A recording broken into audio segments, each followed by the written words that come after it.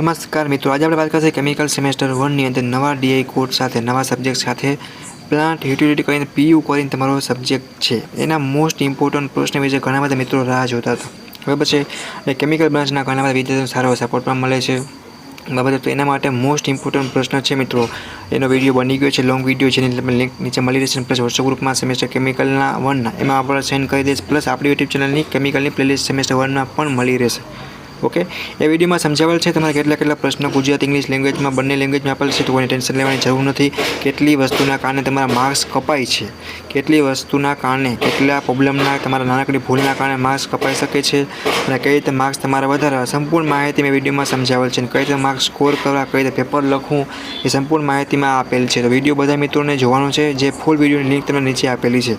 બીજો કોઈને કંઈ પ્રશ્ન હોય, કંઈ ડાઉટ કરી હોય તો મને કોમેન્ટ કરજો. તમારા કેમિકલ સેમેસ્ટર 1ના બધા દોસ્તોને મોકલો. સપોર્ટ માટે આપણી યુટ્યુબ ચેનલને સબસ્ક્રાઈબ કરવાનું ભૂલતા નહીં. Thank you for watching Gujarati engineering academy YouTube channel. Okay.